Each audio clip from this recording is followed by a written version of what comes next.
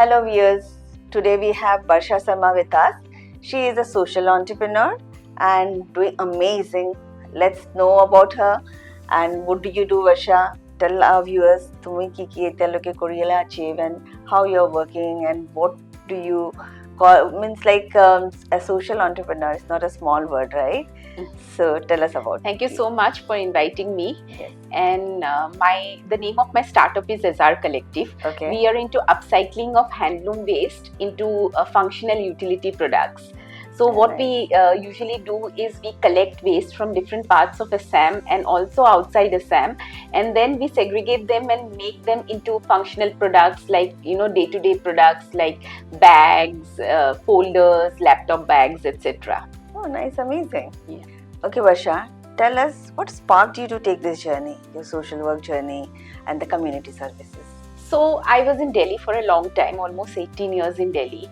And as you know, Delhi is very polluted, and a lot of pollution is there and a lot of different types of pollution, which obviously, so while staying there, I realized that this is a real issue, global warming is a real issue and it is caused by various factors. It's true. And when I came to, then I decided that I was working as a corporate person, and then I decided, why not do something which is actually impactful and meaningful.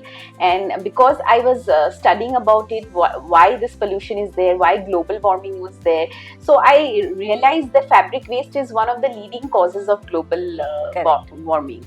And hence I decided that I wanted to take this up, and not there because there are other people who are doing it, but here in Assam there was nobody who was addressing this issue. And I also realized that Assam is primarily a handloom dominated industry. Like a lot of handloom manufacturers are there, so there will be definitely waste which will be generated, and there is no solution to it. Hence I thought of coming back to my hometown and do something here at the grassroots level. So Barsha, I'm keeping my questions very simple. Okay, so what was the most rewarding and most challenging part of your journey? So I'd like to answer your questions in two parts. First is the challenging part, because that is where the real issue is, as we all know. So initially it was very difficult to convince people that this is an actual issue. Yes. There were people, ऐसा भी होता है क्या, handloom waste भी होता है क्या, like people are not even aware that this, even if they have, they are not ready to give it. Accept it. Yes. They are not ready to give that this, हम लोग तो जला देते हैं इसको, this is what their answer is. So to convince them to actually say that you can give it to us and we are ready to take your stuff, and then we will make it into something more meaningful, and to educate them basically, that was the most challenging part, to kind of firstly identify where the waste is generated, how to collect it and stuff like that. So this is like a long story, Then of course the rewarding part is that when you actually see the product, from where to where, like from this to that. So that is something which we do very often. Correct. Like we show the actual waste and what finally the product outcome is. So that is very rewarding, People can't even think that, okay, fine, this can be made into such a functional utility piece of product. So that is, I think, is the most rewarding part.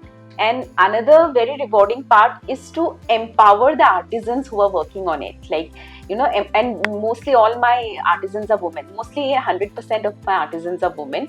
And to empower them and give them the liberty to, work on their skills and kind of update themselves. Like, for example, I'll tell you that one of my artisans, she is deaf and dumb.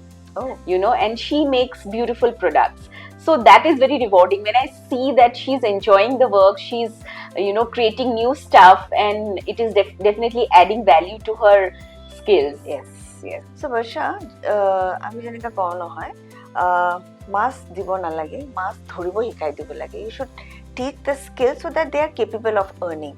So do you think in your journey on your social work also you impact people in certain way or the community in certain way where they become, the ladies or women you're working with them become self-sustainable? Yeah, definitely. That is what the idea is behind working with these women, that we should make them self-sustainable. Yes. And when I talk about skills, it's not only the stitching skills or the creative skills. It is also about teaching other skills like financial skills. Earlier they didn't know what how to manage their finances, what money are they getting, to actually know that this is the work I have done and this is the money I am getting out of it.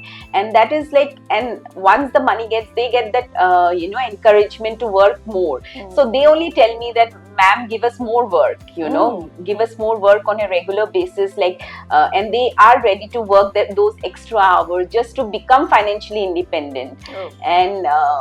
And when they go back to their homes, I have seen the changes they have made. They become more confident, they have become good with their whatever calculations. Yeah, so money wise, they know how to save their money. So things like small changes like so that. indirectly it is helping the community itself. Yeah, Yes? definitely. And this will, so the objective is not to work with a certain set of people, but to also increase the number of artisans. Definitely. So that more and more women artisans are impacted. Yes. So Barsha, tell me, like you manufacture, you work, you create products, right? What is your end goal? Whom are you selling this product? Who are your customers? Who buys it from you? So we have two models revenue. One is B2B and B2C. So B2C is of course the end consumer. Whosoever wants our products, they can buy it online from our website.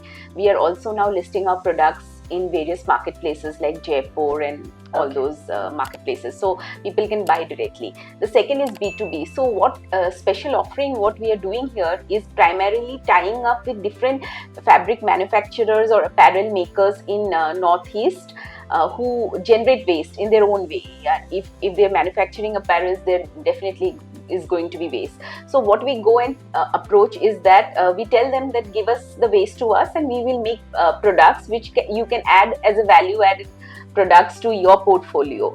So that is something which is very unique and not everyone is doing it. So that also, and till now we have worked with more than 15 brands, top prominent brands of Assam, and now we are also moving outside of Assam. So we have got our first order from Meghalaya, where there's a brand who is into apparels. So they had given their waste to us, and we'll be upcycling it into handmade diaries.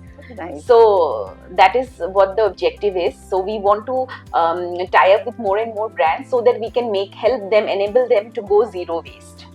So Barsha, tell me, what will be your take, or would you like to tell people or the consumer how can they make a small change in their habits where actually it can impact global waste, right?